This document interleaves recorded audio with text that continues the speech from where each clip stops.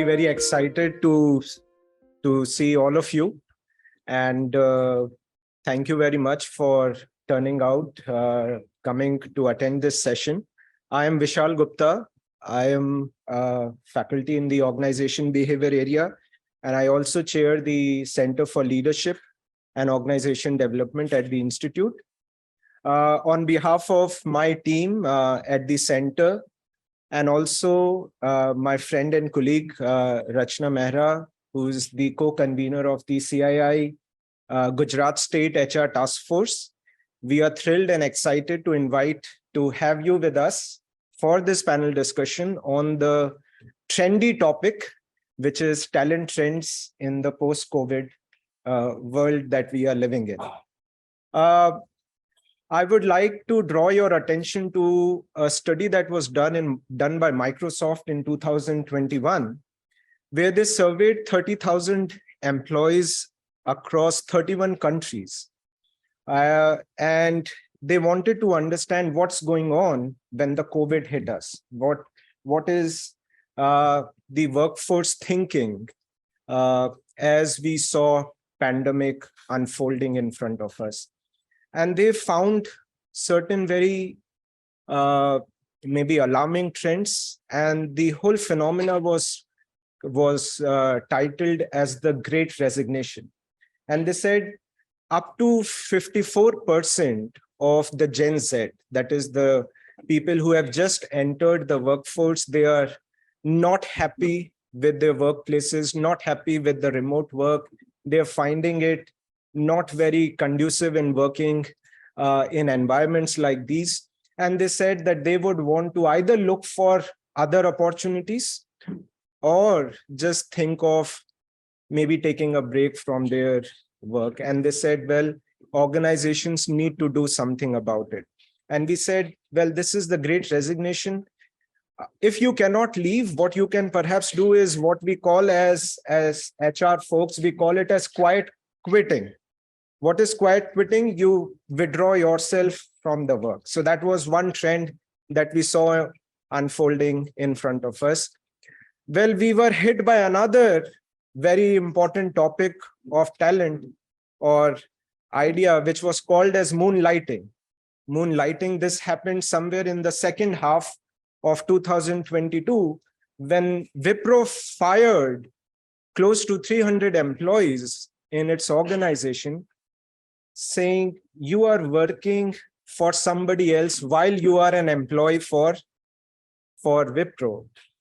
Rishad Premji, who is the MD of Wipro, he even said this is an unethical practice and this should not happen. While you are a full-time employee of Wipro, how can you work for another organization? Well, while all of this was happening, we saw another trend, which is what we call as layoffs. And I have some very interesting facts.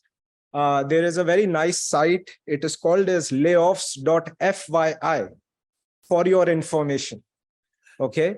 So layoffs.fyi states that only in 2023, we are just 2 months into 2023, 395 companies have laid off 108,986 employees. This is figure of today. And in 2022, 1,045 companies laid off 160,997. And you can even go organization by organization to see who is firing, how many people are they laying off.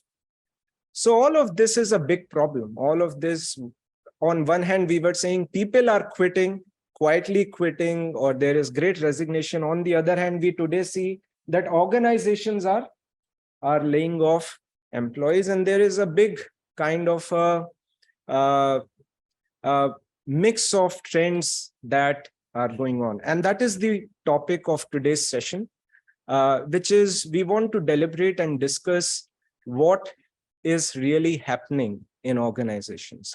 I'm delighted to have with us seasoned professionals from the industry as well as academia to talk about these trends and what are the lessons and learnings. What are some tips that are important for us today. So I will very quickly introduce, without taking much time, the panelists for the day. The first person, my friend, Professor Biju Varke, he is going to moderate this discussion.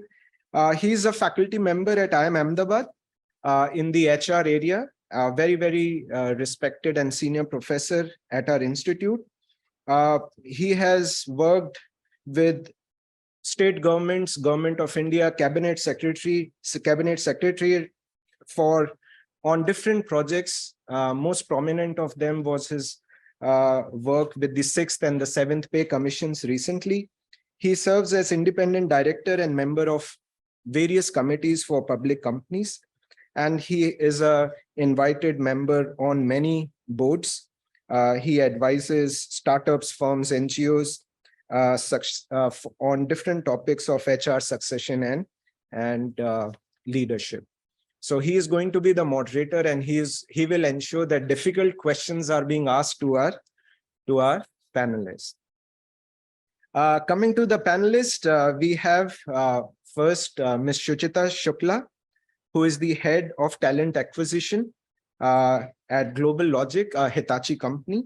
She is heading the talent acquisition group and is responsible for leading strategic recruitment processes and selections, co-creating strategy and operational tactics, executing and ensuring talent development by driving various initiatives in her organization. She has worked with companies which are Fortune 500 listed and has more than 16 years of experience in the industry, specializing in recruitment and leadership across industry domains, geographies, and countries. Welcome, Shuchita, and we look forward to hearing you. Our next panelist is Ms. Neetu Chitkara. She is Managing Director and Partner at BCG, Boston Consulting Group.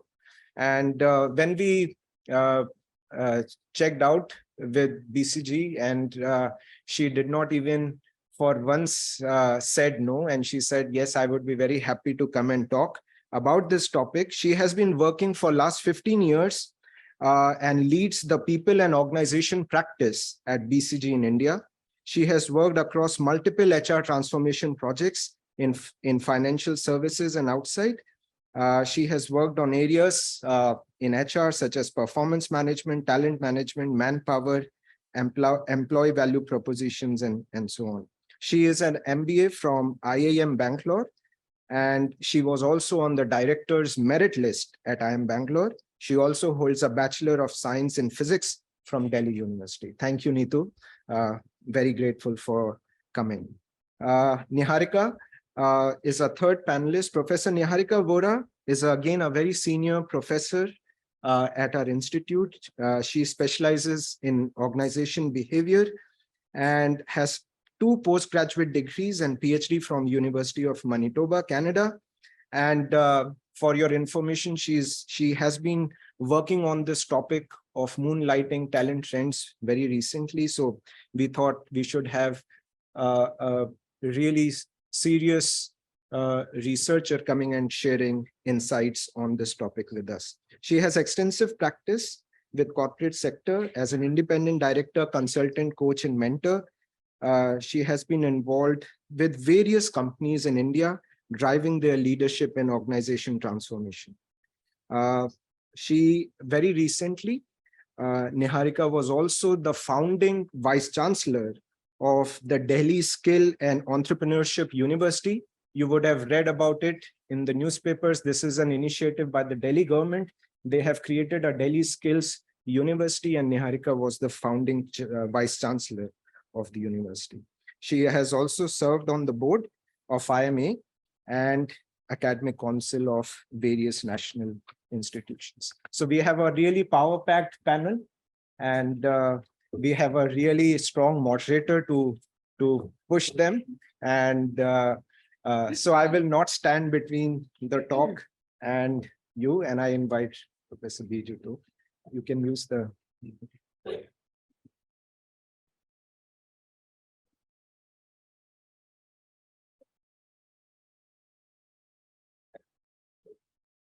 Thank you, Vishal, Professor Vishal, for the kind words. It's nice to be with the august audience of both from my institute, IIM Ahmedabad, and the CI representatives of CII.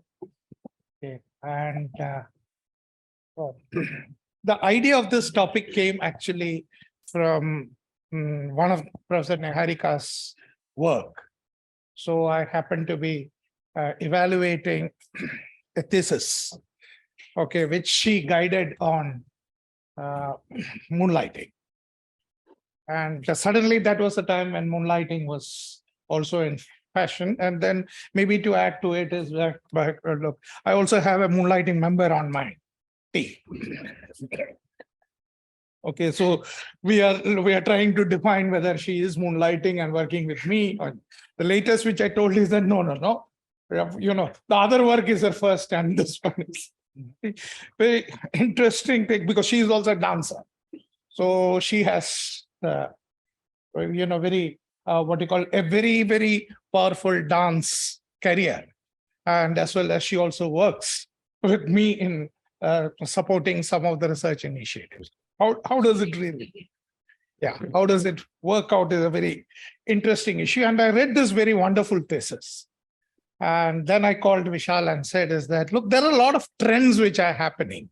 Okay. And being a member of the board, and I chair a couple of NRCs and also advise, sit as external advisor in a couple of NRCs, you always have a boardroom dialogue and a dilemma about talent. And the very interesting thing is that, you're supposed to report key management personnel departures and arrivals. And of course, one very interesting thing also, no show to the stock exchange. And of course, stock prices also vary very drastically. And whenever as NRC chair, whenever the chairman of the board or some CHRO calls me, my, what do you call us, beat goes up because of one single reason, is that which KMP or which senior management is resigning. Okay. And more interestingly is that which person is not showing up. Okay. Now I empathize with many of the talent people that we actually say that the ticket is booked, the hotel is arranged. Okay. And everything is there, and the person just says that, sorry, I'm not coming. Okay, and the search really starts again, and particularly for a KMP, there is a lot of answering which you have, and if you cross a quota, you know that there will be some, what you call as investment banker who's sitting there who wants to ask questions and will ask these questions like, what happened to your CFO? Okay, so it's a very interesting issue of talent. Okay, on one hand, you see departures, on one stand, you see people not joining, and one hand, people waiting to quit, and then one area where people are not quitting at all. Okay, but they still don't like you, but they don't quit. What you call reluctant stayers. Okay, so you have this whole interesting issue of talent which is coming, and I also teach an elective on the future of work. Okay, how does possibly work intervene, and how does human roles intervene with technology to and create certain things? Because maybe we just don't know what ChatGPT will do to some of our jobs.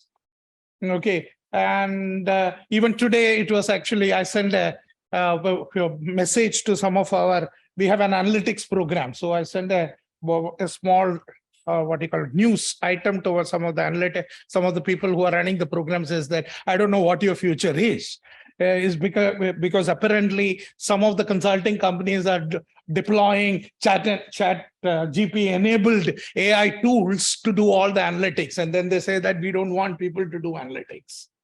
Okay, so this is a very interesting area. And then before coming here, I was trying to do a search which actually says is that, which also now you have people who are coming up and saying that how to survive in a career with ChatGPT taking your jobs.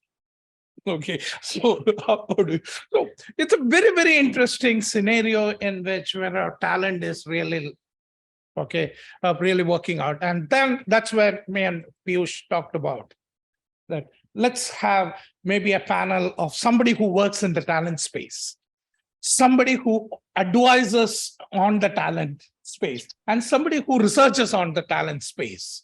And surprisingly, Dr., all three are actually women, okay, who have come to look at it in terms of, how do you look at that, the talent space and what's happening in the talent space. Okay, so how we start is possibly I would give, ask them to, for 5 to 7 minutes, share their initial thoughts. And then we would have a conversation on those initial thoughts, followed by we will open it up for the audience, both in class, and we have a couple of people online. And we'll take questions, observations, and I would believe that you can ask them sharp, what you call very tough questions, because they see, all three of them see the same problem from three perspectives, or in language of research is the three lenses.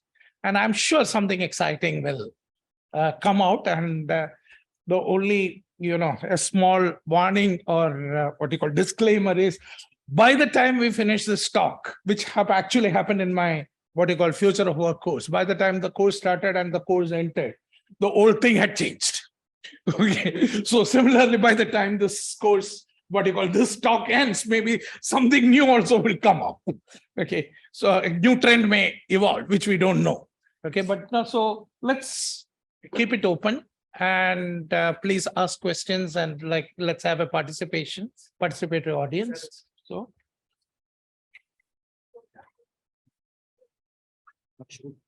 And it's also it also talks about the way it's organized and the the topicality, and as well as the speakers whom we have lined up, that we have people sitting on the steps to listen to it. The last time I think IMA had this audience was when Professor Rangarajan was teaching at IMA.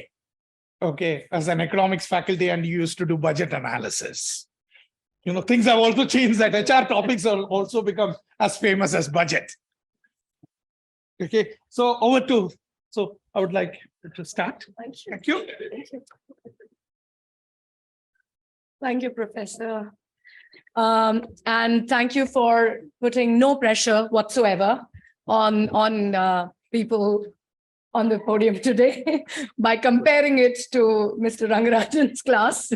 But I think it's an honor to be here, and thank you very much. Sure. Thank you very much for having me here in this beautiful conversation, and the company that I have with me, as well as people here from CII, as well as the IAMA students who have taken time out to hear this conversation. I would like to quickly just say that it's very interesting for me to come back 10 years to this campus. When I got out of the car, it all just flashed back to me. I used to lead the B School hiring for HCL Technologies for 3 years for APAC and UK. And I came every year and spent lots of evenings and mornings interviewing and being here. So it was really, really nostalgic coming out.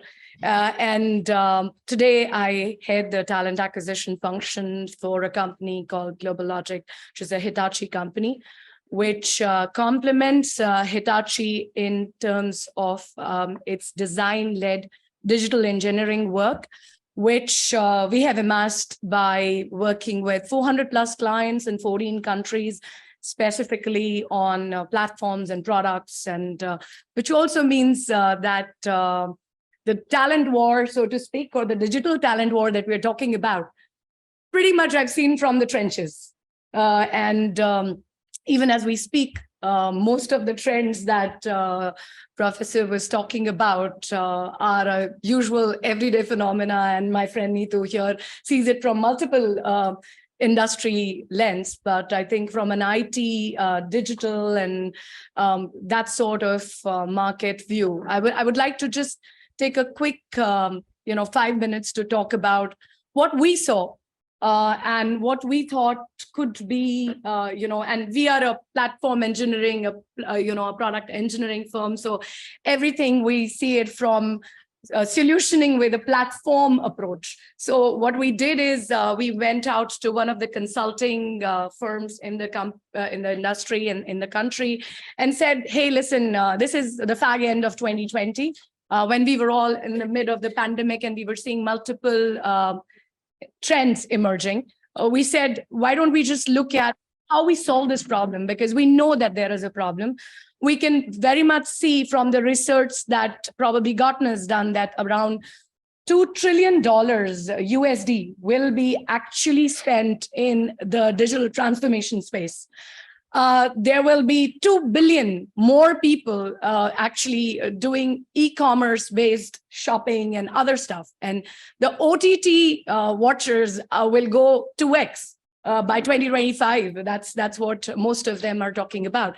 And having said that, what that does is that digital-led businesses or the traditional businesses which are transforming will need that sort of talent to transform their businesses. And we will need that sort of talent to build products and platforms. So the problem statement, which I think none of us were talking about, is most of the talent challenges we were trying to solve proactively. We were thinking that, okay, this has happened and how we will do. So demand sensing of what the demand would be, what the hyperscalers will want to make, and therefore all the others will follow, what sort of digital skills will be needed, was something which was a big challenge. The demand sensing was a big challenge. And we said that, okay, we'll do it over a platform, the entire journey over a platform where we will use technology, AI, ML, to do demand sensing of what technologies actually we are working with, our clients are looking for, and what technologies the hyperscalers are working with, which will be needed in the next year, a year and a half. And where does that exist? Does it even exist? So in the IT firms, we talk about a lot of pyramid structures, which are changed today. We work with diamonds now. We don't have pyramids. A lot of the digital transformation firms are actually working with pyramids, which means the year of experience that we are looking for in the particular skill sets are much higher.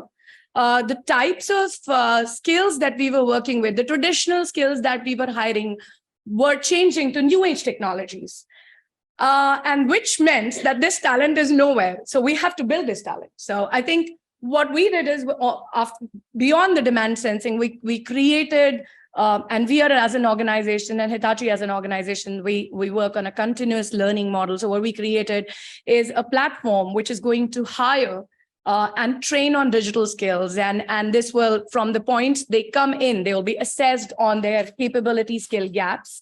That assessment is only for that. And then you're trained on those skill gaps and you go through capstone projects, live projects before you get placed. And what that will do is give us an edge, which today as a value proposition, we talk a lot with our clients. And it's something which is very interesting for a lot of our clients from the standpoint that they all know that this talent doesn't exist. They all want to understand how you will build it now, because from the campus, it will not work always. It will work, but there will be some other way in which there should be a continuous journey or continuous learning that will be needed. So I think that's basically what we are trying to do there. I pretty much spoke about the slides that were there. I did not use them. But I think we can share the slides with people to see. And it's very interesting to see which new trend comes out, because while I was doing my research on the quiet quitting, there is quiet firing and quiet hiring that also is being talked about. So let's see what we can think about from that standpoint. Thank you so much.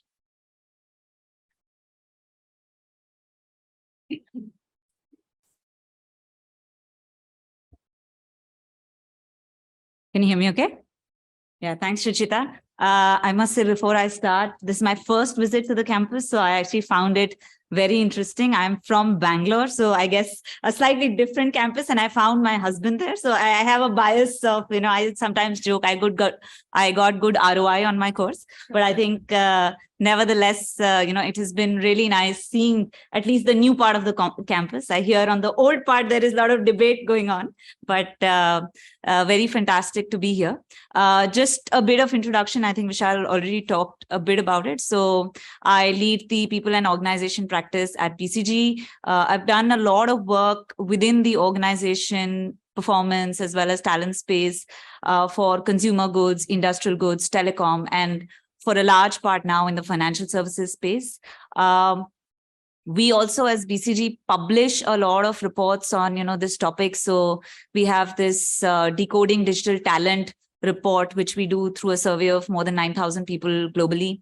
We've also done a recent report, which says that what job seekers wish employers knew, which is again, a 90,000 people survey, which has been done, again, across the globe and with various findings. What I thought is to, make this interactive, to share some of these findings with you, but also to hear what this audience has in mind. So we're going to do that with 3 questions, and let's see, what this audience also has in mind on those. And let me start with the first question related to, the talent market itself. So the talent market today, hot or not? How many people think, let's just do a quick show of hands. How many people think it's hot? Okay, that's a good number. How many people think it's not? I'm still keeping some room for abstains. Okay. So looks like actually the group is overwhelmingly still about hot. And actually that's something that we found in our surveys as well. So we found that 74% of people say that they have been approached once or more in the past year about, let's say, job opportunities, and particularly for skills, let's say, the ones that Shrujita spoke about. So let's say IT, digital, etc. 52% have been approached in the last 1 month or week. So, that's the type of hot. So particularly for certain skills that definitely exist. And I also want to bring the empirical lens to this. So I know, and we work a lot with CEOs for, their strategy projects, but many other times when the presentation is done, they'll come and sit with me and say, Neetu, I've been trying to hire a CTO for the last 1 year and I've not found someone. Can you recommend? This is one CEO. The other one said, we floated an RFP. This is a public sector organization, but they wanted to get a good CHRO. Maybe if there are good ones, we can also recommend. This is Bombay based. And again, they said that, look, we floated the RFP, but the kind of applications we got, we were like really appalled. So we are actually getting another consulting, like an HR consulting firm, to a recruiter to now find this CHRO. And similarly, another, company which said that, look, we are so short for, certain digital and analytics skills, and we are not being able to hire them. So that's also something empirically that we have seen, for the right set of skills. So I would say that's the first question, hot or not. And I think most people seem to have a good answer on that. The second question I have is, what do you think people work for, pay or purpose? So let's pay, show of hands. How many people feel pay? How many people feel purpose? Don't feel, nobody's going to judge.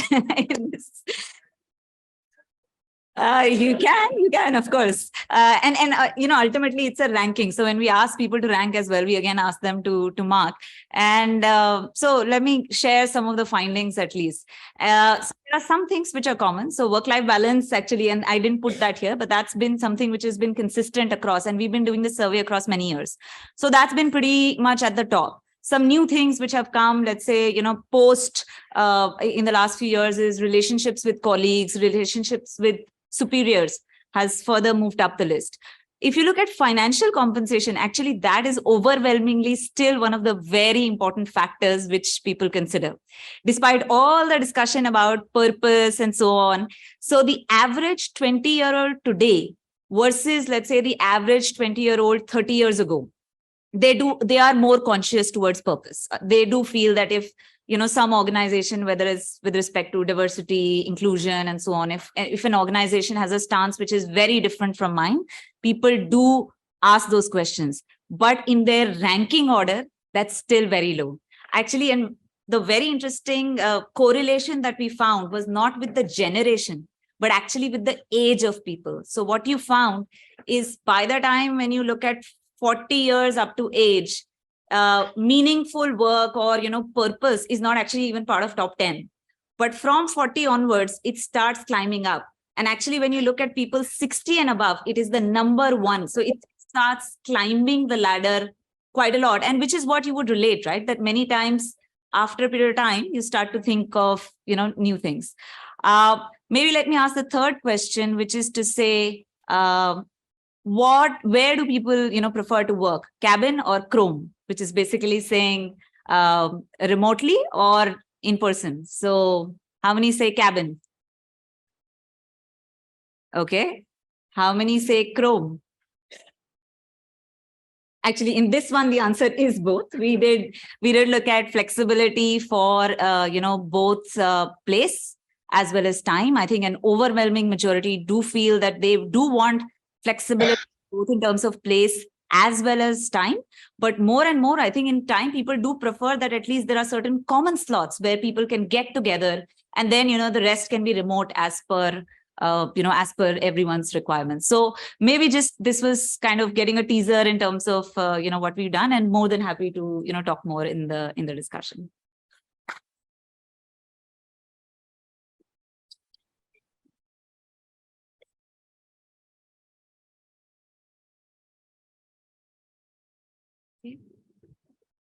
Yes, so good evening, and sorry for some of you who are sitting on the floor. I hope it is worth your time to be, and the pain of that. But very quickly, I think I will speak from 2 or 3 perspectives. One of them is the fact that having just been part of a university which was set up from the very beginning, there has been the experience of knowing that while we have jobs, we don't have people. Yeah, we don't have people who are employable. There are lots of educated degree holders, but they're not necessarily employable. We also have the experience from the university of the fact that a lot of people complete their degrees and then start to think about what am I going to do with my life. Yeah. And that's another story that is there. And then we have the other side of the story, part of the research that we did, where people are saying, look, I don't think I can just stay with one job. Yeah, I want to have multiple jobs. I want to have a hustle after the primary job that I do. And that hustle is not necessarily only for money. In fact, that was the least reason why people wanted a hustle. They wanted it to augment their own self. In that sense, they wanted to explore new things. They wanted some kind of a value that they are seeking from their life or from the work that they want to do. And then there are some people who are so sick of the organization that they work in, but they can't necessarily leave the organization. So it's an escape. Right. So there are various motivations that people have for doing the job. But the reality is that a lot of people don't necessarily believe that they can survive with one job. And the survival is not in terms of, the fact that, will I have food to eat? But the survival is because what if the organization tomorrow turns and say, I don't need you? Yeah. So what have I done with myself, which will continue to keep me employable and relevant in wherever I want to be? That is one. And the second is, the fact is that, technology and the way for many of us, for the privileged of us, life has become a lot more easy because of technology and every privilege that we have. There is actually a lot of time on hand. Yeah, there is actually, everything is much more easier. There isn't as much family commitments as you go along. So there is time on hand. So rather than watching Netflix, can I do something else with my time? Can I bake? Can I dance? Can I write? Can I do all of that? Can I code? And all of this is something that is there. So what was very interesting for us is, while the people who are hustling, the people who are doing the multiple jobs are saying, I'm doing because I don't fully trust the organization to be able to give me a lifelong career. Yeah. Therefore, I need to craft my own life and my own career. The organizations, on the other hand, still continue to be stuck in the 60s and the 70s, when the belief was that one life, one job, one career, which while they are stuck there, they don't necessarily stand by it. So when I don't need you, or I think I can make a little bit more profit before tax or profit after tax, I lay you off.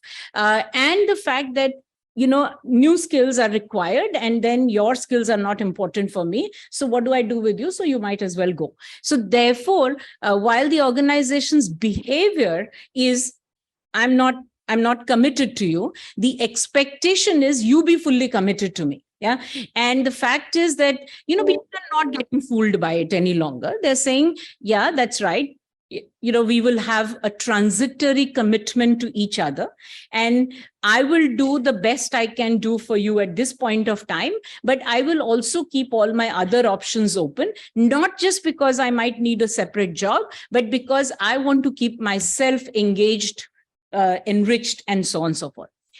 And I think organizations, for whatever reason, and we all understand that, is for the longest time have battled with the fact that while I might hire you and I want performance from you, but I really can't determine how much effort do you put in and how much output do you give to me. So the only way I can deal with that is I can tell you, please be here from 8 to 5 or wherever. You can be at a computer, but I will monitor you and I will control you and I'll supervise you. And therefore, I will assume that you have done the work. People are saying, I don't need that kind of monitoring and supervising. I can possibly, I will do my best for what I am hired for. And then my time is my time and I will do what I need to do. And that is partly what our research showed. And of course, right as we were Chainika Bhayana, who was the main person who did this research, who's unfortunately not here because she's getting prepared for her marriage. So she is, so while she was just about to defend the whole idea of, moonlighting as being unethical and so on and so forth came up. And I think it just makes a very good debate, because organizations, the people we spoke to within organizations had all kinds of responses. It's wrong. Don't tell me. As long as I don't know it, it's absolutely fine. And then there were also organizations that said, yes, my norms don't allow me to do this, but I know you have other aspirations and other needs. So on the side, I will help you as long as you also behave within the organization, right? So there is a whole ambivalence about what will I do with the person who's hustling. And I think this ambivalence causes a lot of sometimes pain for the hustler, because I have to either find out what is your stance, or I have to hide it, or I have to at least tell only a few people who know this and that.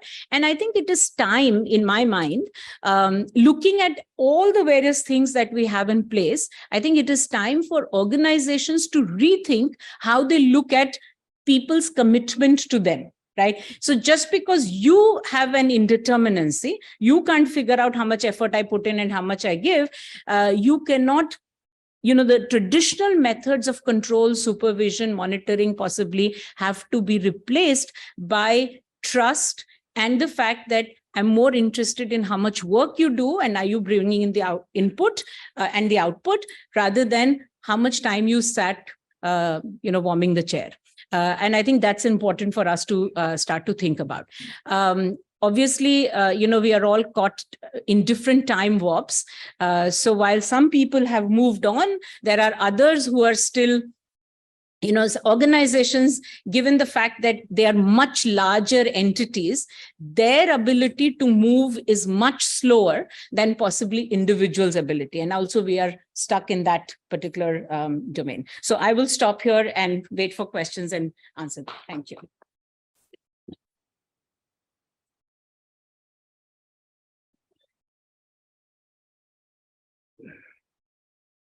So thanks to all my panelists for the brilliant opening remarks. So I would take through a couple of questions and then leave it up open to the. Okay, we see a lot of the trends which is happening and a lot of dilemmas associated to it. Okay. If you could share that, do you think this is going to last or a transitory phenomenon? Let's start with you. Okay.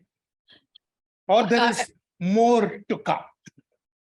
Well, there is definitely more to come because it's only the start. I mean, the question that will we go back to being what we were pre-pandemic? It'll never be the same. This was already in the minds of the employees or the talent that we hire. Lots of these things, flexibility, give me autonomy of how I work, where I work, when I work, and build my career in the way I want to. Is there an option for me to change the role that I want to in the organization? Is there learning in the organization? Those questions were always there. I think you mentioned a very relevant point when you started about or I think Vishal did, about the great resignation. I think the newer concept will be the great renegotiation that the talent and the employer will have to do. So it is not going to be the same. It'll be very different. Okay. Neetu, how do you see it? I think I spoke about it in an internal discussion. I see almost these forces at yin and yang.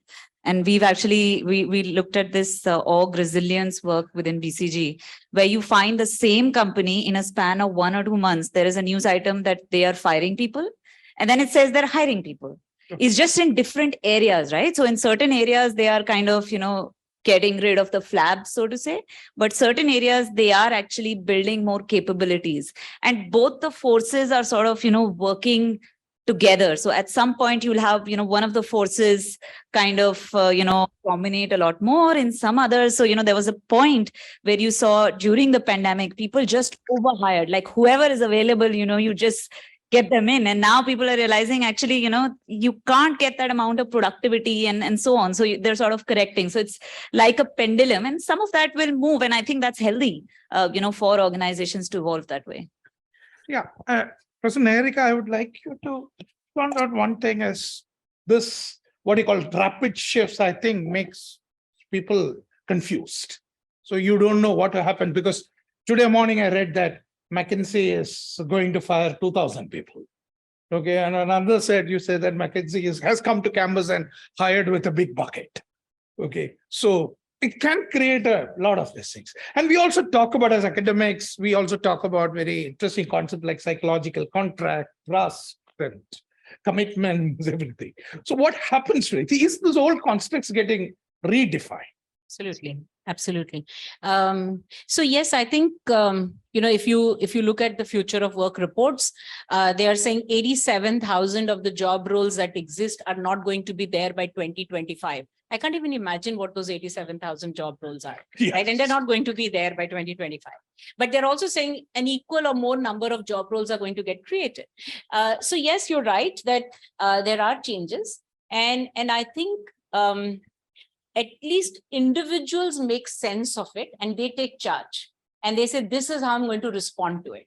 Organizations, because they are much larger and maybe slower to move, possibly do the hiring, firing, but they don't necessarily look at other aspects of what creates a bond or performance between the person and the individual. So for all of us know that when people are fired, doesn't matter which aspect or which part of the organization they're fired, there is a survivor guilt that the people who stay have, or there is an anxiety which is very real that who's next, am I next, and so on and so forth. And most organizations in the hurry and in the kind of work they do don't necessarily look at it. So yes, I think, some of the concepts that we have spoken about for a long time, such as psychological, like contracts, possibly we need to rethink them.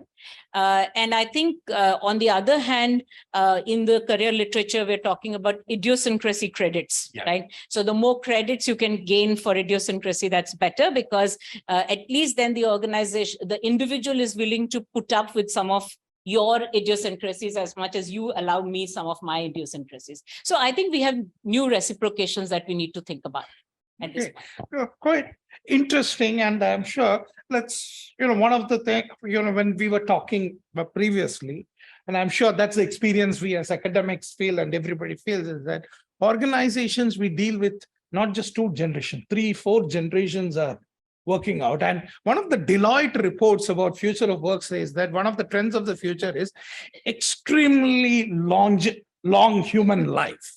And they actually says that the world is on the cusp of a breakthrough, which actually means that the average age might even go up to 120.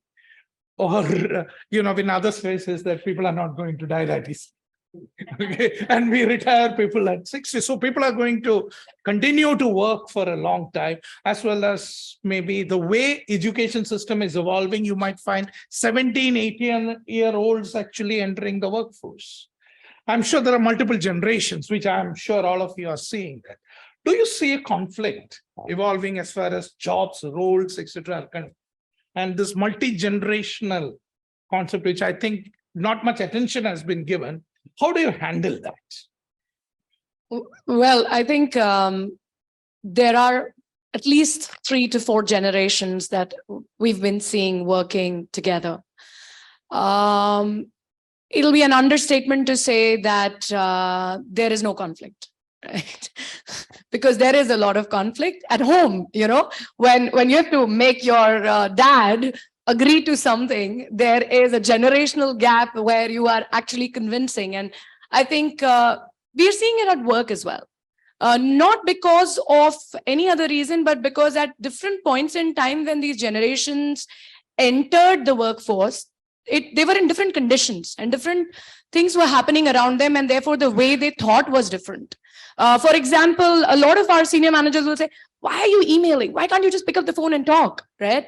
Whereas for a lot of people who come from the Gen Z, texting and emailing is much easier. They're like, who will talk? It's better to just email. It's just better to send a text. Well, there are conflicts. Communication is a big one, and which we are definitely seeing. But at the same time, I think there are ways in which they can be, and it's a struggle. So it's not that anybody's found a recipe to that. There are ways in which you can go away with the stereotypes and say, okay, if someone with lesser experience in my team is bringing a point to me, doesn't mean that the other person who's saying, no, I know better. You will have to tell that person to say, okay, your point of view is welcome as well. Tell what you're thinking. And of course, the Gen Z is a lot more louder, more, talkative. They're always raising up their hand and saying, no, this is not going to happen. No, this is not flying. And they're mostly seen as arrogant, which is wrong, which is again a stereotype, because a lot of times in our sort of place where there are a lot of these Gen Zs coming in, it is big, and in agile ways of working that we are working, there are pieces that they're doing, their pieces which architects are doing, the pieces which testers are testing, It is a struggle, but I think there will be better collaboration if the communication is clear from the onset on what is expected. Stereotypes are, just done away with a little bit, not thinking about them, and respecting boundaries of each other, which I think we struggle. I have a 5-year-old. He has his boundaries now. I have to, respect them, right? So I think we will definitely find a way through it, because there will be so many generations. We are hiring a lot of golden years people. We are bringing them back to work in our content engineering piece. A lot of veterans coming back and working, and we are trying to do a lot of coaching with the Gen Zs on how to work with each other. So, yeah. Great. Well, I think what I would like to say, being sitting at an institute like this, is that if the 17 years go to work, I would be very happy if 70 years also come to school. Yeah. Okay. Yeah. So as long as we continue to, change some of who comes when and works when, I think some of these things we can address. But if we continue to stay with, this is time to go to school and this is time to work and this is time to retire, we will be stuck in that sense. Neetu? Yeah, no, I think two quick points. One is actually, we were internally debating this at one of our worldwide meetings, and we had the global CEO of a large global bank come, and, he was talking about his own experiences. He said, in my generation, when you ask people jump, they would either just jump or ask this question, how high? Now, if you ask someone jump, he'll say, what will this do for my self-actualization? Should it be like this? And all of us, burst into laughter. It's just very different for different generations, right? So, and not just generations, like I take the example. So we have people who come from the consulting track. Now we have a lot of people who are data scientists, who are in the analytics teams and so on. So coming from different perspectives, we think in PowerPoints. Even at home, if I have to make a point to my husband, I have to think like that.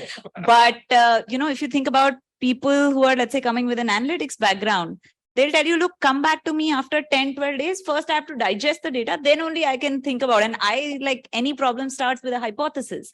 I think just understanding the point of view of the other person and where they're coming from, that makes a lot of difference. Whether you structurally do it through reverse mentoring and all those things, or just, just being conscious to the other side and just figuring out their point of view.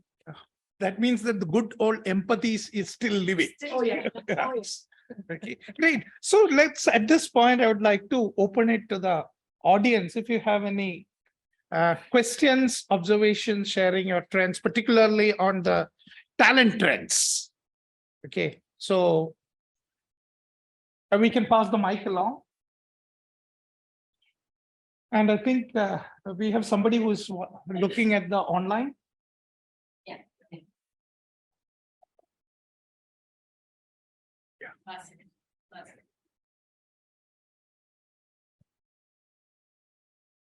Yeah, if you could introduce yourself.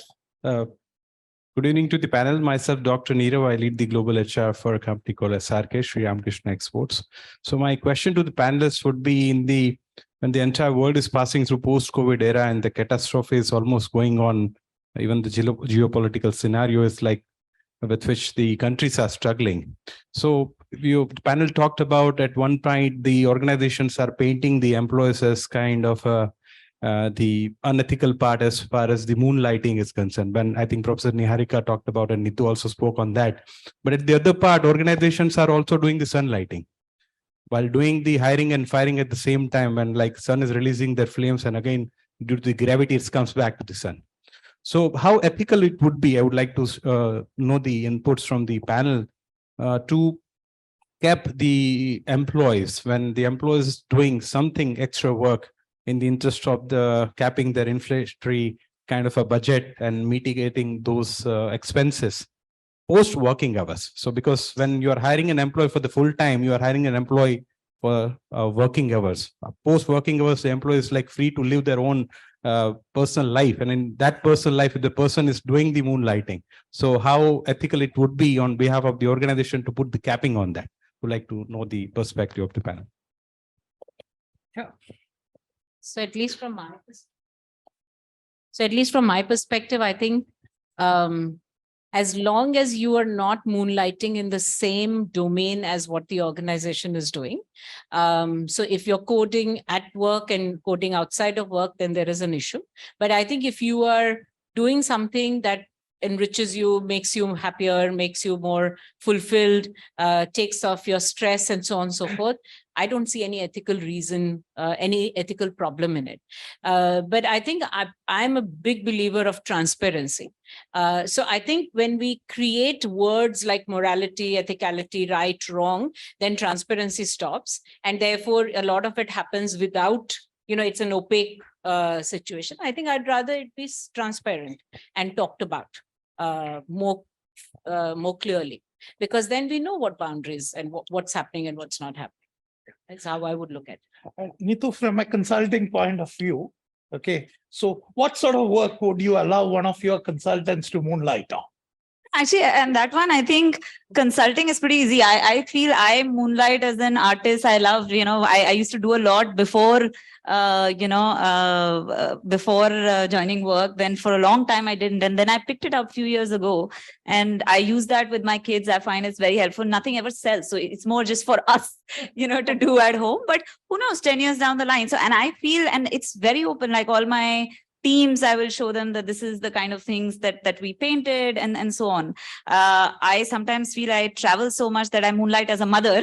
So, it's, so I guess some of those things are easier, but there are some boundaries which you never cross. Like if you have a separate job, you have, your PF coming from 2 different organizations. I think those are pretty clear no-go areas. And for that, space in between, I think this point of transparency, both from the organization as well as like we actually allow people to take LOAs to pursue their passions. Okay. So, LOA is a leave of absence. They would take 3 months off and so on. And we're perfectly fine. They take writing courses and so on. And that's something we feel people actually come back much more enriched and much happier. So I think that works. But yeah, it's usually never in the same domain. So I think that makes sense. I'm sure yours as a design firm would have invested in expensive software. Okay. Exactly. And if somebody uses that same software to do something after office hours, how would you? Actually, all contracts of most of our firms, not just us, but all IT firms, have it very clearly written that anything you do, which is either coding or designing or anything, is a property of the organization. It's IP of the organization you're employed with. So I think the contracts are pretty clear about that. Therefore, if someone like you have a dancer is fine, a gardener is fine. But if you're doing the same thing and using the instruments, like you said, the design software and stuff, that's a no-go. Yeah. So if any one of you would like to also share their organizational experience, how they have dealt with, say, moonlighting. Yeah, or if you have a question. If you could start with first, and then we will come there. Okay.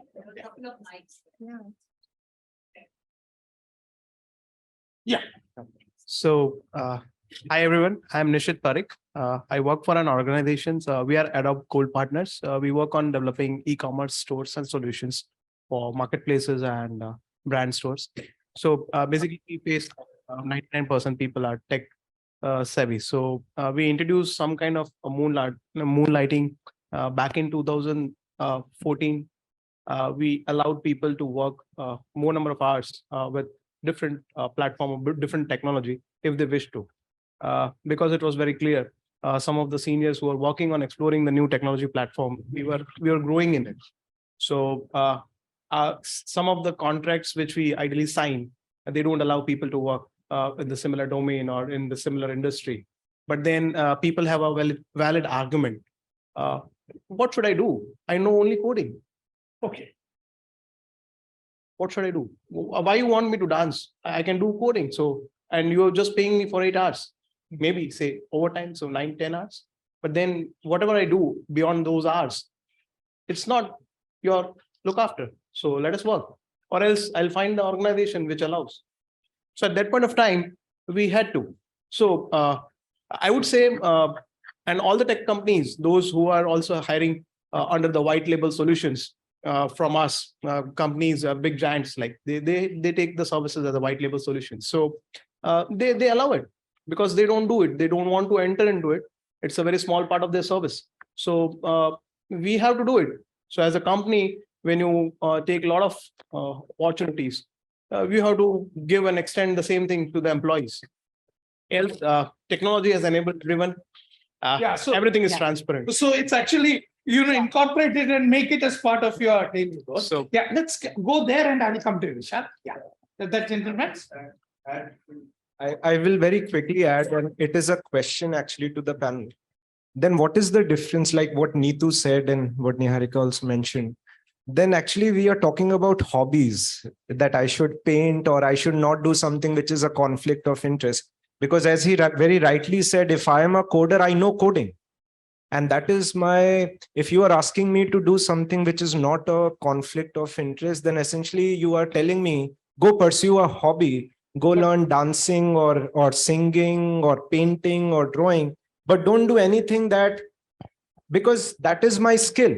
That is my skill. If I have to do something beyond work, maybe I will use that skill in some other area. So I think that is a very important So I just want to add here one thing, that I think this whole idea of you should not do something just in your field itself is questionable, because if you look at teaching, a lot of school teachers actually teach outside of the school, and or coders who code outside. My belief is that the more you do it, the more skilled you become. Right? Doctors are allowed to do that all the time. So I think it's not just about, in the same domain, but I think it's about saying, does it conflict with what we are doing in the organization? So the skill might be common, but I might have a completely different client. I might be working for some as a white label or a gig or a freelancer or something like that. And I think that's absolutely fine, but that's where transparency becomes important. It's not to be hidden. It's not to be under the carpet. It's not to be ignored. Also, I think organizations have to come up with innovative policies on how to do this. That is a struggle.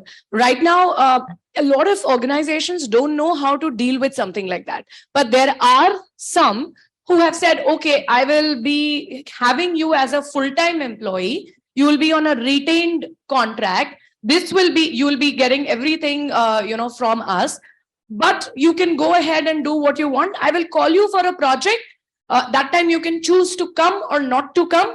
And you can keep doing, but not many are as matured at this point in policy to do that. But there are some who have found such ways of working as well. Sir. Hi, good evening. My name is Pankaj.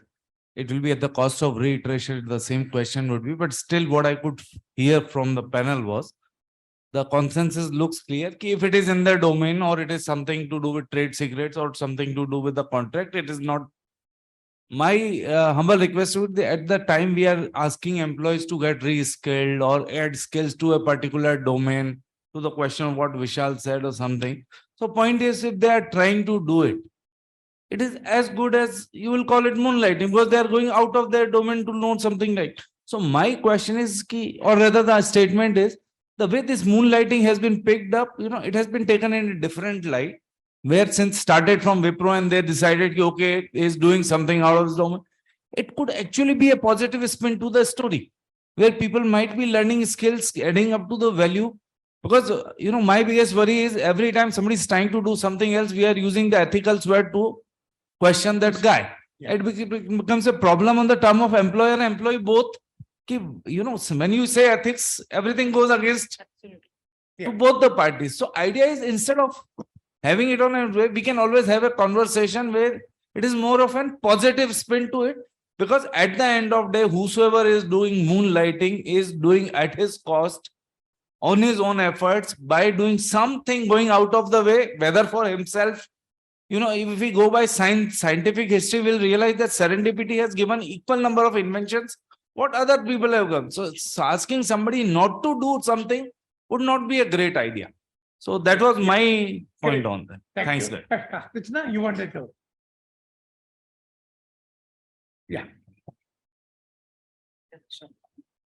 So I think just adding to a couple of things that Vishal has said, I think we'll need to look from an organizational perspective. We will really need to demarcate certain roles which may have, let's say, intellectual property attached to it, and very clearly call that out very clearly. So this has to be not as such, like one is the employment mix, that what is the kind of employment mix that you have in your company? How many gig workers, how many on project, how many on contract, how many pure play functional consultants? But the other is to be able to break it down into roles and say that possibly these are the roles wherein you may not be able to allow something like that. And when someone is getting into it, be transparent and upfront as you declare that you have relatives in the organization that are working, etc.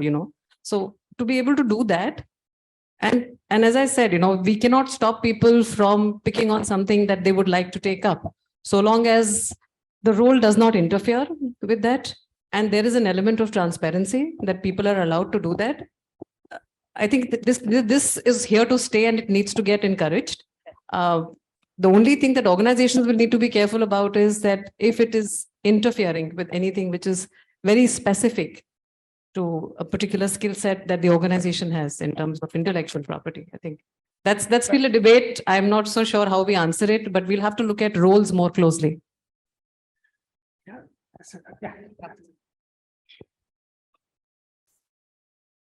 I'm visiting faculty. I teach innovation last 9 years, and I'm also alumni of a dinosaur era from here. Change of topic based on what you asked about cabin versus chrome. If you look at the entire job pool in India, let's say, where we're taking into account large corporations and SMEs, where you take into account agrarian, supply, infrastructure, manufacturing jobs, etc. What's the number you would pick where even working remote is an option? What would be, if I ask all of you, what would be that number? Would it be 20%, 80%, 50%? Just give a sense, because that really bothers and has implications for, I think, almost everybody. So maybe I'll start on that one. So, and I think you've raised this very important point, because we again came up with this report in the US, which is, about frontline workers. So this report was about saying everyone's been talking about work from home during COVID, but what do you do about the guy who stands at the Target counter and who's serving you? His job cannot be done remotely. But at the same time, we still found there are elements around flexibility, which are still very important. And those can be woven. So actually, we did a lot of work with many such organizations saying, even for frontline workers, is there now an ability to bring in flexibility? For instance, today I have a sick child and I say, I'm going to work from home. But often that's not an option, for, let's say, frontline workers. But do you then create certain pools and flexibility that, this morning, this person just says that I won't be able to cover, and are there other ways to be able to do that? So yes, today that if you really talk about fully remote work, that is a, very small proportion. But I think even in other jobs, there is a way to at least incorporate some degree of flexibility, which is where I think at least the assertion is. Yeah, how do you see that? I think she brought it out really well that, all of us saw that in the pandemic, pretty much 85% of us were remote. Everything, but there were still frontline workers who had to be there. And flexibility became a very important topic that even everybody wants to talk about. Where am I working and when I am working should be flexible to me. I think those are the two things which will matter, and that flexibility will matter. So complete remote, I don't know. I mean, in companies like ours, probably there were still, the IT team, the admin team, which was still going to office when even everybody else was remote. So I think flexibility will be the thing. I agree. Niharika, would like to add? Okay. Yeah. Any other? Please introduce yourself. Myself, Yuvraj, and data projects. So we are part of FLDP program here. Sir, I have a question that what we do is a matter of the choice, which every individual takes. Moonlighting is also a choice which every individual takes. Now, if we look at the pattern, moonlighting basically happens in the sectors or the businesses which are very volatile, where basically persons may or may not relate to the organizational goals, or they may not be aligned with the. So they may be disconnect. So they always come and ask the question, what I'm worth to the organization, so I can get more if I basically sell my skill or do the work outside. But if we see the pattern, let's say of Twitter case, when the businesses start consolidating and the businesses start maturing. So again, there are certain cases basically with the persons have been laid off, but again the candidates who are working there, they are not been they don't have the luxury to basically go and but they have to work for 20, let's say 8 hours, 16 hours, or they have to coordinate further. So is this a case that the sectors which right now are facing moonlighting may, if they consolidate further, let's say after 5 years, 6 years, so they may see decline in this pattern? Yeah, that's talking about the future. Very interesting that if a lot of organizations start encouraging moonlighting and reduce the number of what you call permanent employees, okay, would it create a problem, challenge in the future that there are like no real permanent employees, okay, or everybody is on contract, okay, and does that actually lead to dehumanization of work? Yeah. Okay. So I think your point about that, moonlighting is only happening in certain sectors, I don't agree with it. It's happening across.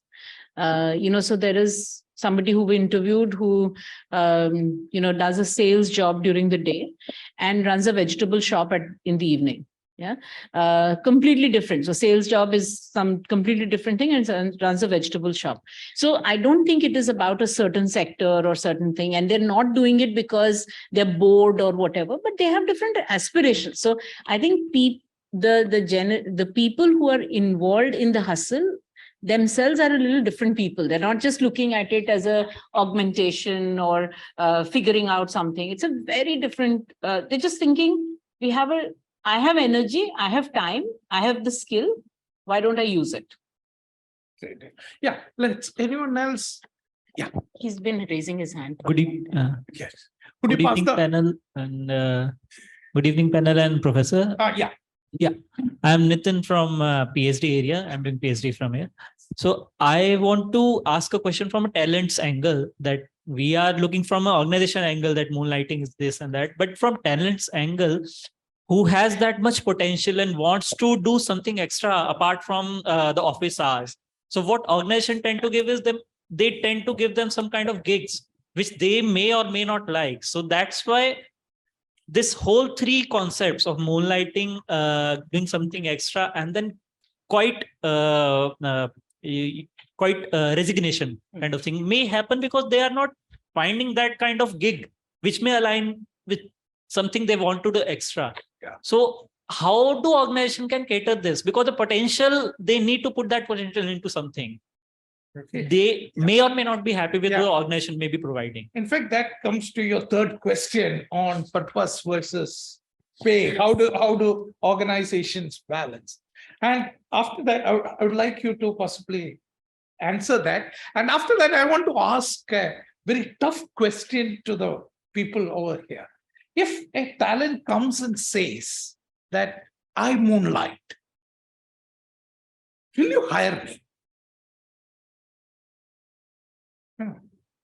Many times telling the truth in the interview panel can be, So I've recently faced this. So I'm supposed to hire a very senior person in a specific domain, automobile domain. We're looking for a very senior SME. And we found this gentleman who is at this point in time also consulting with some European firms on this. And my leader, he's very skeptical.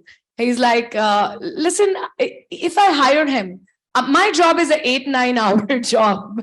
How do I know that he's actually doing it for 8-9 hours? And therefore, it is difficult. And will you hire someone like that who's being transparent? And to Dr. Niharika's point, that transparency is the key, and that's where the trust is built. But will we hire someone like that? It's a big one, actually. And that's actually, if you could. I think 2 or 3 things. And look, I think this point that Vishal made earlier about hobby, I think that is very important because, honestly, even here, if it gets commercial, then, certain things come in. Hobby, everyone knows. That is actually helping you as an individual. The moment some commercial things come in, that's always, that's where the rubber hits the road and you have to start to feel, how do you make that happen? Frankly, this point that you mentioned of hours, like, I think there was this discussion happening about coding, that coding has, X hours. And if I'm doing something outside hours, that's my time. If I look at a profession like consulting, we don't have any hours. Like, we never tell someone that this is your hours. It's basically based on work that you do. So it's very hard to define that this is your hours and this is something else. So I think it's a much more nuanced view. I genuinely feel that, the hobby part is always the easier one. The other one is much tougher. But I feel the earlier example that came on gig, I think there is this part of, conflict, etc. All of that is actually quite sorted once you start to, talk about gig work, because we have people who work with us as advisors who would, let's say, come in for project to project. We have a very clear way of checking, what are other projects that you're doing? Is there any conflict or not? The idea is, it's very well established when, let's say, we expect people to do 5 or 6 gigs at a point, but not in the mainstream. Maybe it's time to think about that. Let's go back to your answer. Yeah. Yeah. My name is Jigar Pandya, and I'm a business coach, a management trainer, and visiting faculty at few B schools.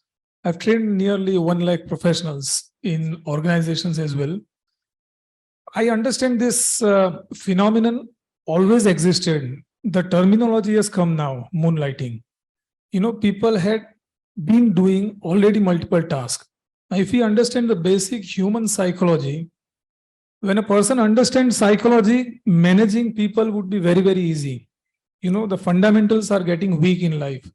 I may be going a bit off track, but I would like to express my views.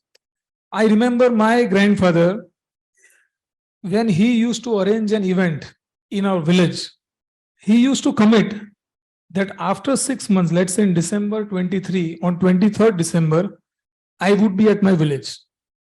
And he would be there. No reminders, no follow-ups, no change of dates, nothing. Today, if we want to arrange one event, there are thousands of messages being exchanged on WhatsApp, dates being revised. What I'm trying to say is, it is a question of loyalty and commitment. Okay, now in changing times, we cannot expect loyalty and commitments like what it used to be earlier on. So either you rule by being a dictator, control freak in organization, what we say. Either you rule by law or you rule by love. The question gets very complicated when we understand what is going around in the scenario in current generation.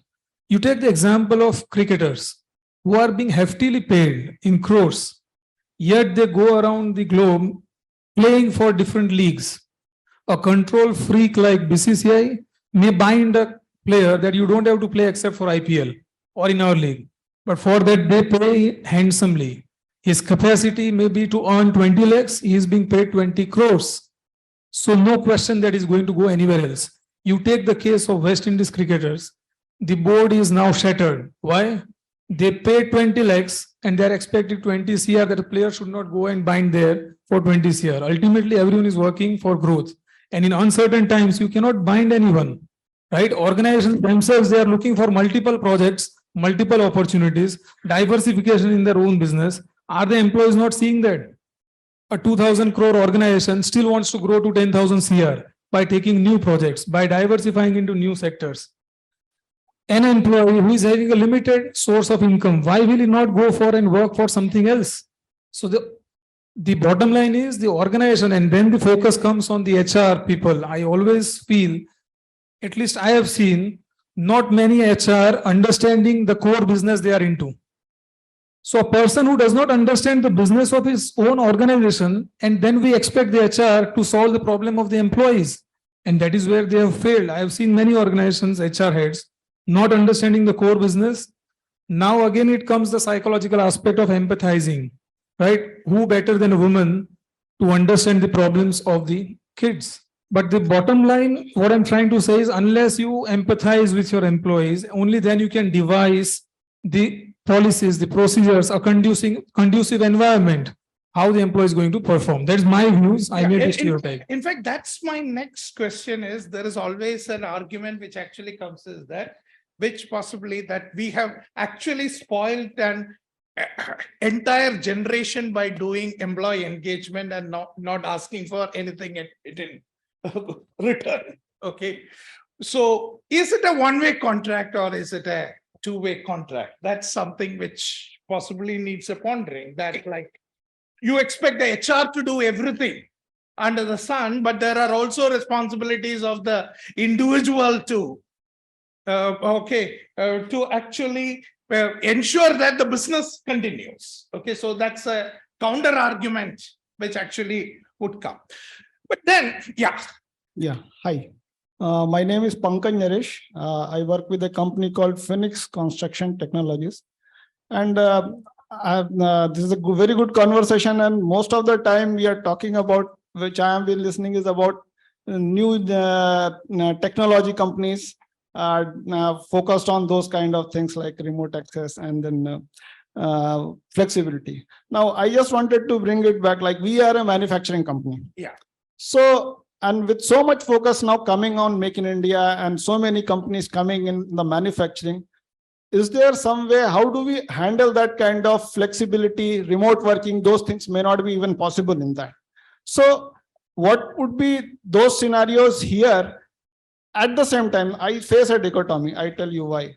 I have a manufacturing plant and I have an engineering office where we face this moonlighting challenge, where we see the young people leaving for, which we discuss about pay and this thing, very small raises, they just move out. So, and in moonlighting, just to touch base on that, we see people, there are similar companies around, people take leave and do the job for other companies, same job. So I would not say that would be an ethical, and that, how do you look at it from organization perspective? We are always talking that employees should be allowed, and I totally understand that part, but at the same time, how organization will suffer and how that will be addressed, that is something which we need to understand. And of course, I don't have an answer, I struggle every day, but that's the I would like to ask the panel, maybe we'll ask the consultant for the opinion, that Yeah. there are organizations where you need the person to actually be in the machine, with the machine. I'm sure in your construction, if you are building a wall or in projects, you need the person at the site. Okay, you can't remote. No, we have a manufacturing plant. We build pre-engineered building. Yeah. So we have a manufacturing plant. And just to give you an idea, we started running our plant from 22nd April, just after the first lockdown stopped.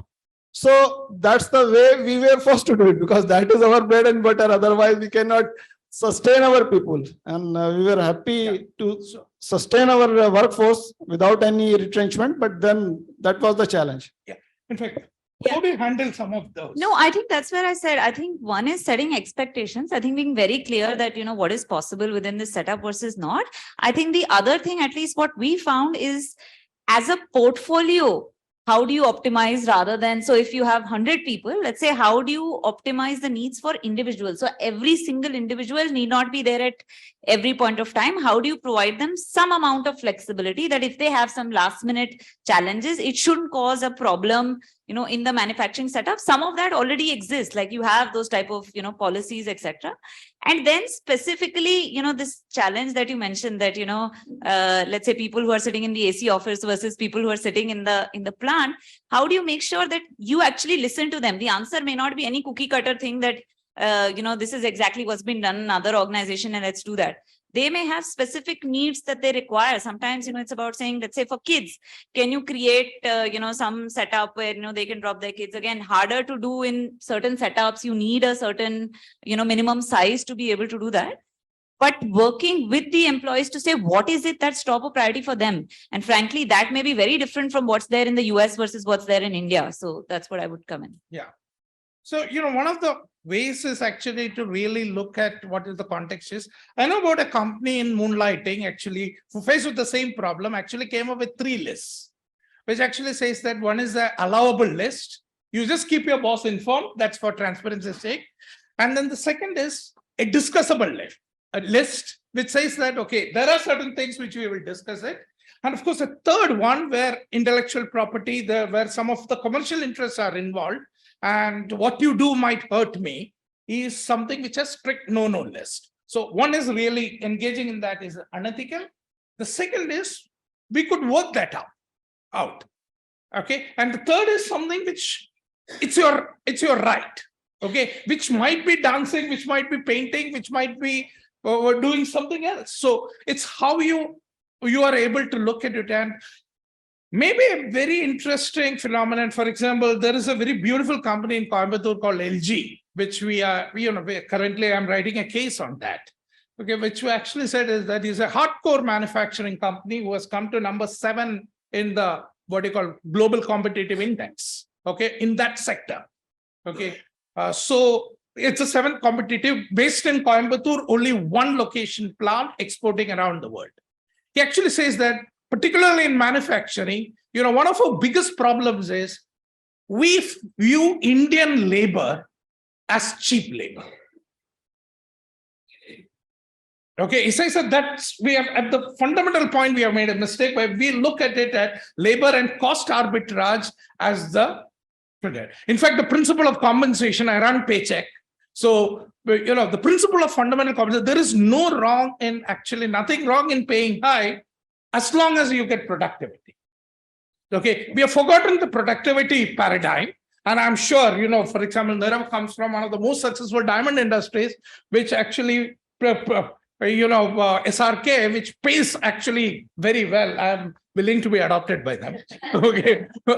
But, they get actually productivity through skill improvement because they know that, the respect for the worker, which they do is that they call the worker the Ratna Kalakar because they know that the worker's skill can get them a premium. So the logic is very simple. Get me the premium. I don't mind paying you more. Okay. But, there is a contradiction which I face which is talking about we are not transparent. Maybe our own stereotypes of looking at, some in the manufacturing sector would be a challenge.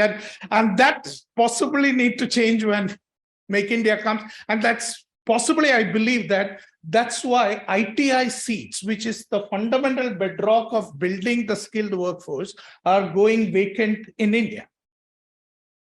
That's what the recent NCBT study shows that, ITIs don't have students. Okay, which can create a lot of issues with the Make in India. Because at the end of it, talent cannot be plucked from mango trees. Talent has to be nurtured and talent has to be, that's what I strongly believe and I'm sure. Yeah.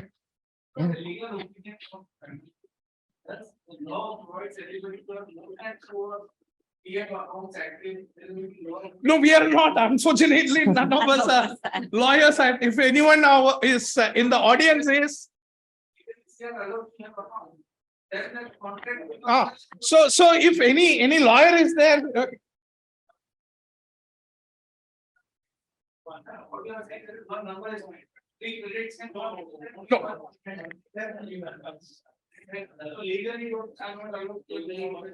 Yeah. In fact, I had one question. Oh, yeah. Last question we will. Okay, I'm Ishita and I'm from the Institute. I'm just speaking on one of the survey questions with Neetu was asking about where is the, what is high, the pay or the purpose. And just looking at that, I think that this whole idea about moonlighting and we're talking is not very new or nascent. It's like there's since time immemorial, as one of the person did mention. And the very fact is, like, anybody who's looking in to get into work life at whatever age or whatever time, there is not necessarily the right match. For example, when a person gets into the work life, it may not be for the purpose, but then for a pay for that at that particular point in time. And then for another person at that particular age, it may be for a purpose.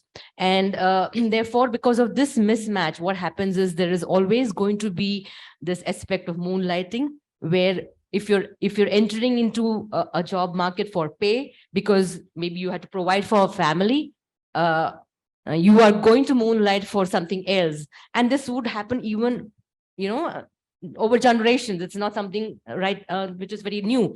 So having known that, why are we ignoring this? Why are we ignoring this? Why are we and we are discussing this? Why is something not being done about this? And let me tell you, the idea is also, when people today are looking in the current scenario, why is this happening is because of the disparity in pay that's there.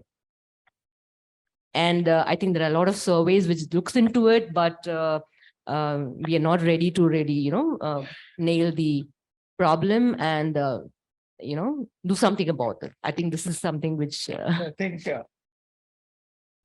So, Ishita, I don't know why, if the question is why are we ignoring it, because it's not a universal ignore. I think there are multiple ways in how people are responding to it. But I think there is a certain level of granularity in which we need to look at some of this. So when I have a person who moonlights or holds multiple jobs and is not available in the organization when I want them, then what does it mean? What does it mean for somebody in a team where one person moonlights and the others don't? And what kind of concessions they want? So I think there is a little bit more deeper understanding that needs to be looked at, because there is a real pain in the organization of also managing. And there is a real reality on the other hand also as to why I want to do this.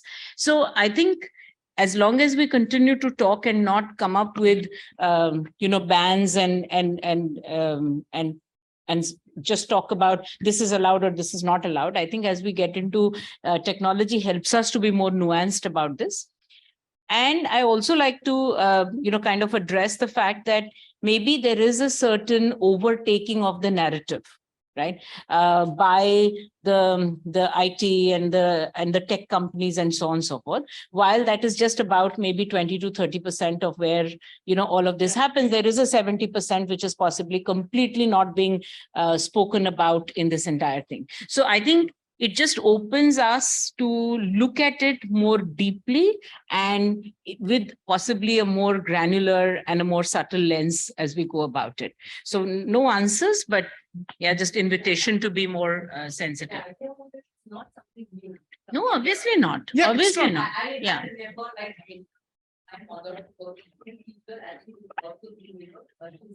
Sure. Absolutely. Yeah, no, there was a lot of things which are socially acceptable, but now I think it has come to the forefront and organizations are rather than ignoring it. It's like catching the bull by the horn and telling that let's put in some policies. So which says that, and somewhere the transparency is also telling that we will not allow you to do that. Then the talent makes a choice. But also what she is saying about what Professor Niharika said about this is being overtaken by IT quite a lot. Probably others are okay with it, but what's talked about is something else, because there is a productivity. We are getting paid on the billing time of the individual. There are 8 to 9 hours of that billing time, and that productivity after 8-9 hours or 10 hours, Neetu said that in consulting, there's no time in the first place. When do you moonlight? So I think it's just the narrative is also being overtaken. It's not like it's not being talked about. Like I mentioned, there are organizations which are bringing policies to do retainer and come back to me when you want the project. You are full-time employee with me, but you can go and cycle in Australia if you want to, right? 3 months and come back to me. So those other organizations are doing that. Let's say IT is still not ready to address it fully in the open, but I think I think the other important topic is the quiet quitting, yes, which I think we moonlighting of course took over, but I think a lot of it of purpose and money and how the quiet quitting is happening when somebody is there in the organization, even not moonlighting, but not invested.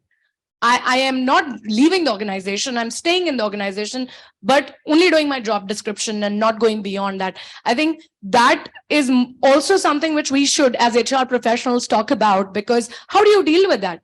How do you hold that person accountable? Because they'll say, we are doing what is on my job description. What else do you expect from me? But actually, that person is quite withdrawn. So we should talk about that, I think. Yeah. So I think let's take 2-3 minutes more. This is something which I wanted to actually look at the panel and answer. That somebody who actually moonlights and does a good job, okay, which I have my moonlighting team member does that, okay. So I should say that, okay. And versus somebody who does the quiet quitting, who plays by the rule and looks into the time very, very clearly. Whom will you prefer and how do you deal with the quiet quitters? Because I think they are more difficult to handle, because they have a very strong logic by telling us that, look, I'm doing what you have told me to do. What am I? So, I think the only thing I would do is I would delink the two, because see, it's like saying what is good, like on what scale, and what is bad. So then to say, for this person, you will allow them to, do whatever they want. And for the other person, you won't. Actually, that is creating more inconsistencies. So I would probably go with the approach which you mentioned, right? That this is consistent for everybody in the organization, that this is possible and that's not. I think trying to say that this person is good and this person is not good, and therefore, you take some exceptions. I think that just creates, I would say, probably more difficulties than it solves, at least my perspective. Okay, anyone would like to add on that, the quitting, that maybe somebody who has not said how would possibly handle that? Yeah, there's some. Okay, can you, take the mic.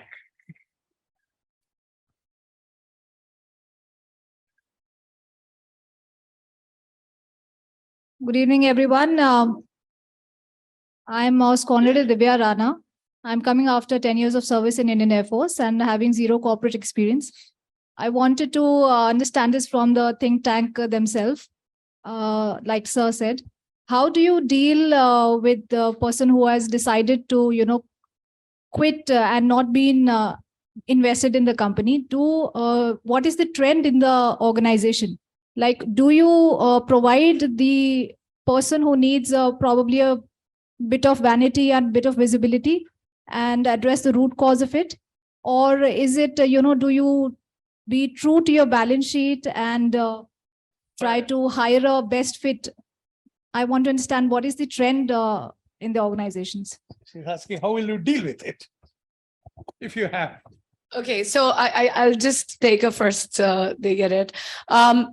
For us, what we do is we have a thing called ERR, employee, it's a tool where we continuously, every month, the manager has to fill it for all the people who report into that manager, saying whether, this person is looking engaged or not, doing enough or not.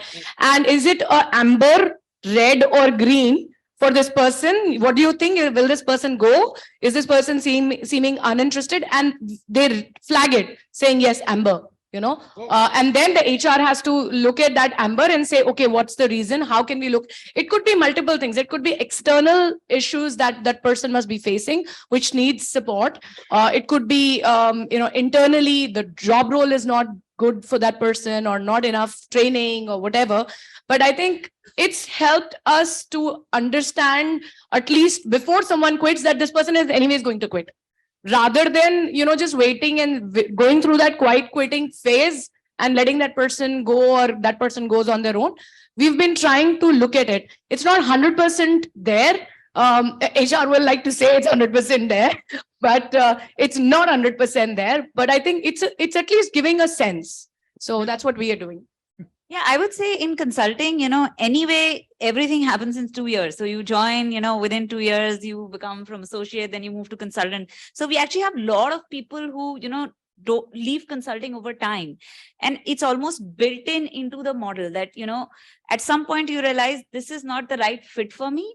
And then both the organization as well as the people, it's almost in the design that, after 2 years or 4 years, when you realize it's not the right fit, you actually do go into industry. And that's very common, I would say, in the way it's built in some ways. Okay, so system has pressure. So anyone would like to add on that? Mike. And with this we will stop. So I forgot to introduce myself the last time. My name is Rachna Mehra. I am the CHRO of Arvind Limited. Taking an analogy from Shruchita, what we've implemented and what we are trying to do at Arvind, I'd just like to share.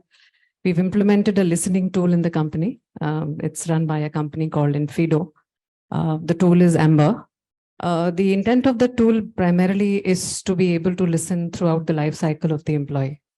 What it allows us to do is when we have 3,500 people spread across multiple locations, it allows us to check in real time on how they are feeling. If they've undergone a promotion, there is a check-in. If there is a location change, there is a check-in. If there's a manager change, there is a check-in. Or if there's any tenure, someone's completed 3 years. So there's a reach out that happens. What it allows us to do is to possibly structure and engineer those one-on-one conversations wherein we find that the engagement is a little lower. And what is it that we can do a lot more proactively? So it helps us allow to identify certain populations or certain people who are at risk. And it allows us to at least have those conversations. Is it a role conversation? Is it a manager conversation?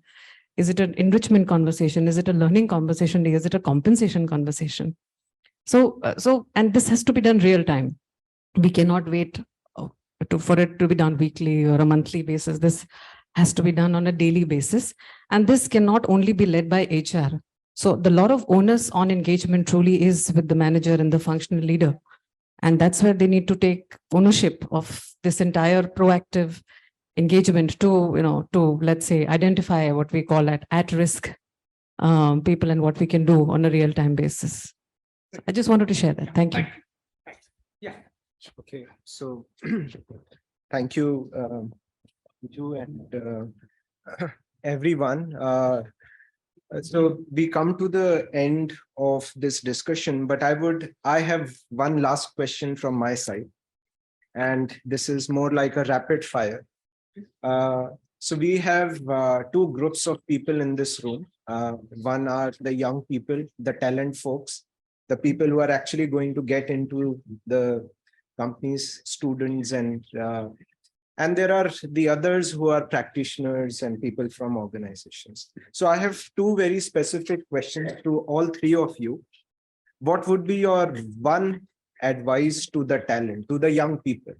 With all this, we see moonlighting, we see quiet quitting, we see layoffs also. On one hand, you tell me, don't do anything else, but tomorrow you will come and tell me you are not needed. Right? So you told me you cannot do anything except for what I ask you to do. And then tomorrow people are also laying off. So what would be your one advice to each three of you, to the young people going into the market or working? And what would be your one piece of advice to corporates, to people who are practitioners, HR folks, leaders of organizations, on how should they manage these trends? Very quickly, each one of you. How would you start? It's up to you. Sure.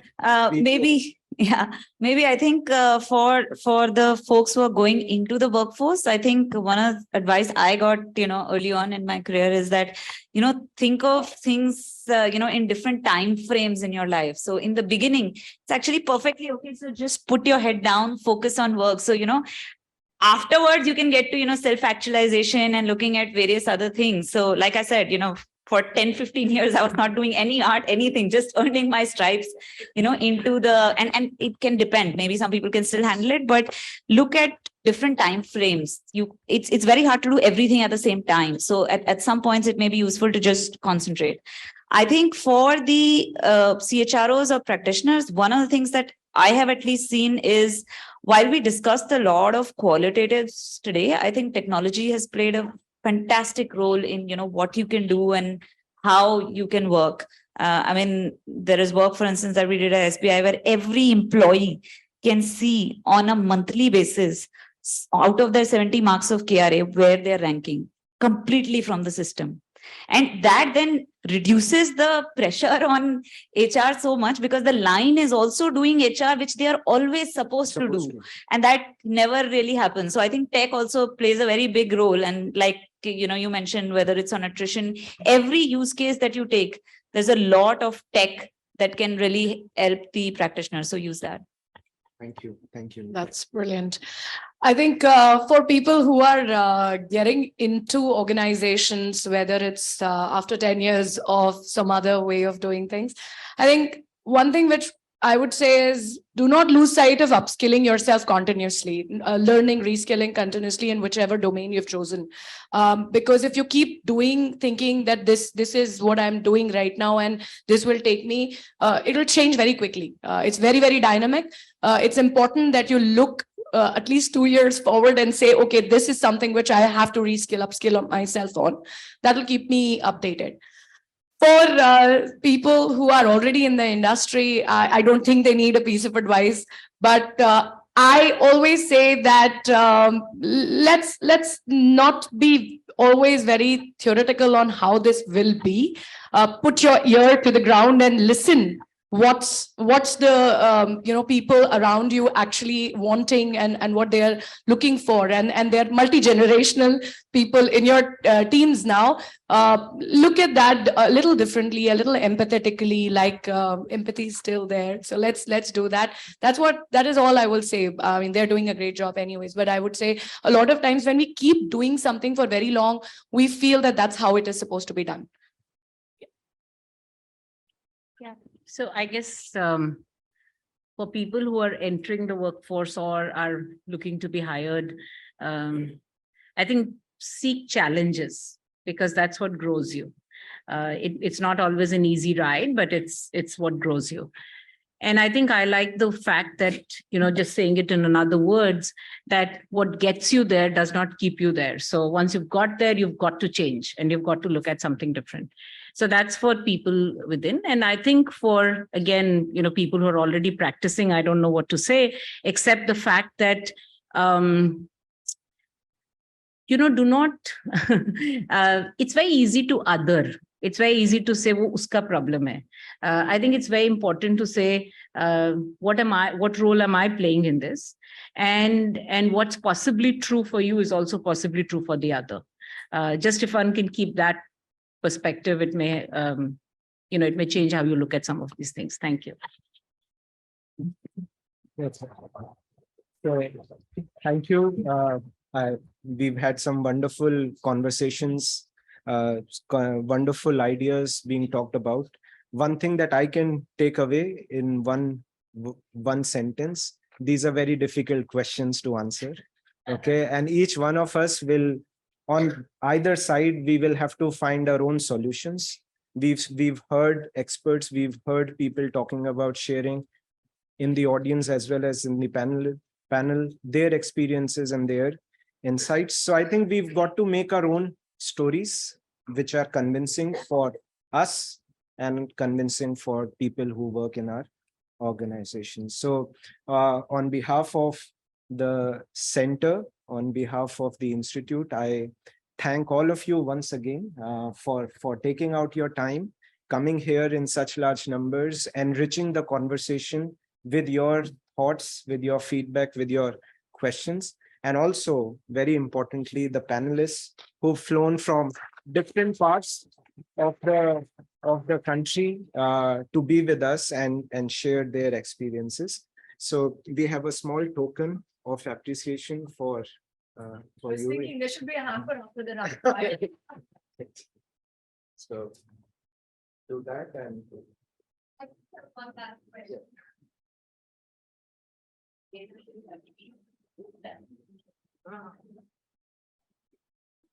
Sorry for the last minute question.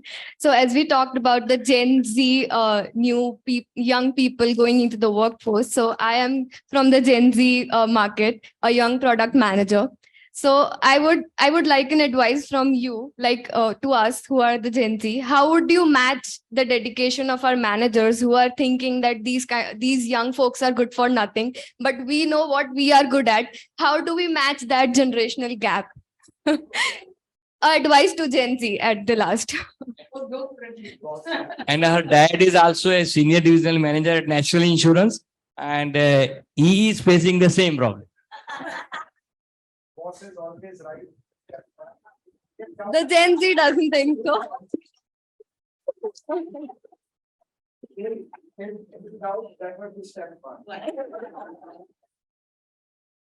So we'll carry on this conversation, right? Thank you. So,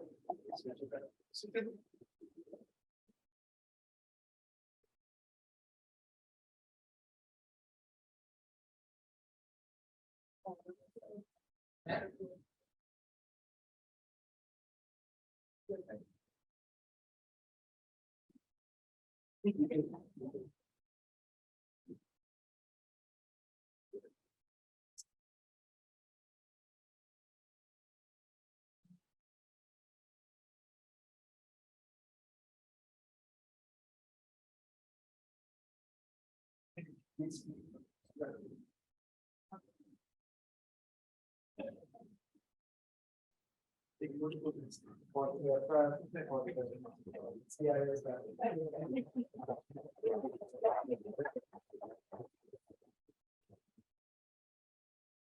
were excited, so we had to get something else. Something else. You should have given me the.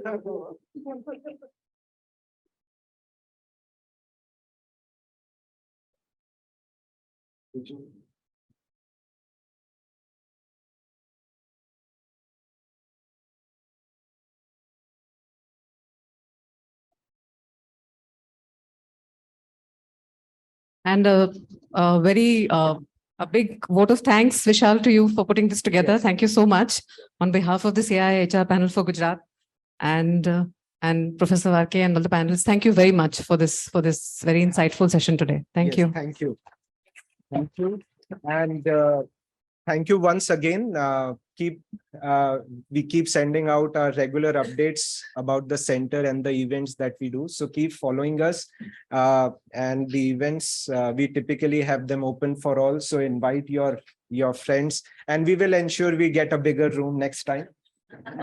So please join us for tea outside, and the panelists are here. We'll keep the conversation going, especially with you. Yes. Take a quick photograph.